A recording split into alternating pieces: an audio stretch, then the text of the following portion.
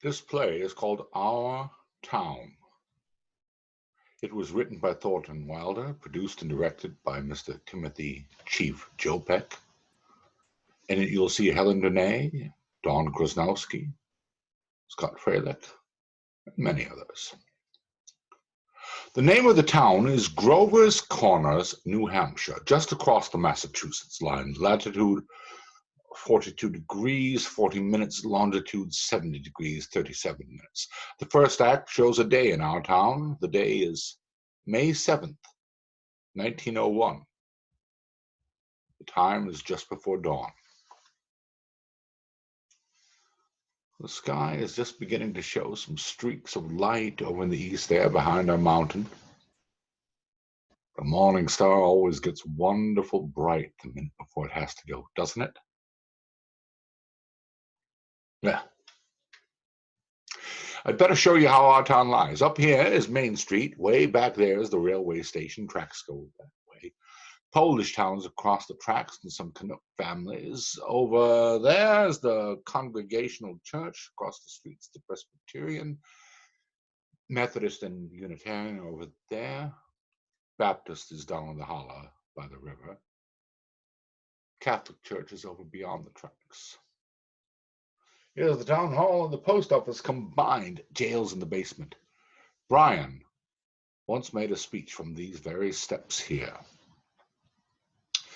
Along here is a row of stores, hitching posts and horse blocks in front of them. First automobile is going to come along in about 5 years. Belonged to Banker Cartwright, a richest citizen. Lives in the big white house up on the hill. Here's the grocery store and Mr. Morgan's drugstore. Most everybody in town manages to look into these two stores once a day. Public schools over yonder. High school still farther over. 9:15 mornings, noon times, and 3 o'clock afternoons. The whole town can hear the yelling and screaming from these schoolyards. This is our doctor's house, Doc Gibbs. This is the back door. There's some scenery there for those who think they have to have scenery. Not in our version, of course. This is Mrs. Gibbs' garden. Corn, peas, beans, hollyhocks, heliotrope, and a lot of burdock. In those days, our newspaper came out twice a week. The Grover's Cornell Sentinel. And this is Editor Webb's house, and this is Mrs. Webb's garden. Just like Mrs. Gibbs, only it's got a lot of sunflowers, too. Right here, it's a big butternut tree. Nice town. You know what I mean? Nothing very remarkable ever come out of it, so far as we know. The earliest tombstones in the cemetery up there on the mountain say 1670, 1680. They're Grovers and Cartwrights and Gibbses and Herseys. Same names as around here now. Well, as I said, it's about dawn. The only lights on in town are in a cottage over by the tracks where Polish mothers just had twins, and in the Joe Crowell house where Joe Jr. is getting up so as to deliver the paper, and in the depot where Shorty Hawkins is getting ready to flag the 5:45 for Boston. Naturally, out in the country all around, there've been lights on for some time with the Milkins and so on, but town people sleep late. So, another day is coming down. Another day has begun. There's Doc Gibbs on Main Street now, coming back from that baby case. And here's his wife coming downstairs to get breakfast. Doc Gibbs died in 1930. The new hospital's named after him. Mrs. Gibbs died first, a long time ago, in fact. She went out to visit her daughter, Rebecca, who married an insurance man in Kenton, Ohio, and died there.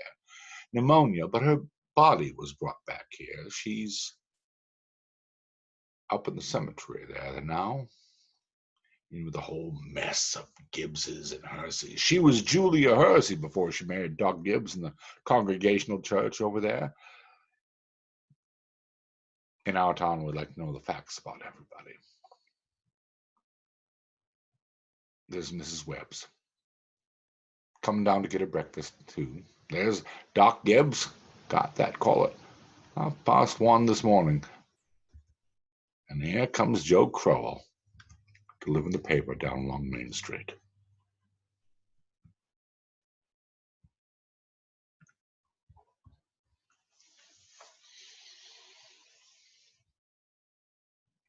Most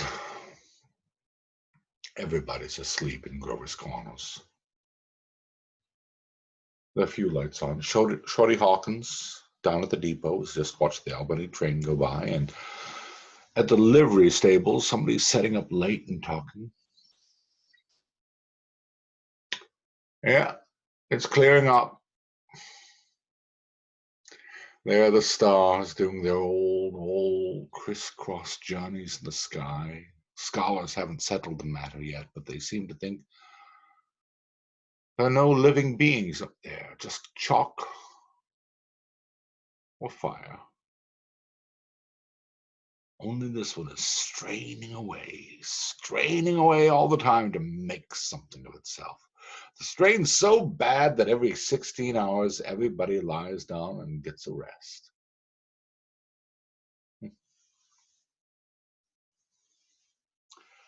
11 o'clock in Grover's Corners.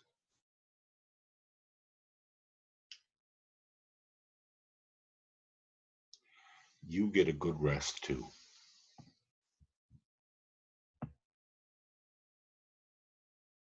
Good night.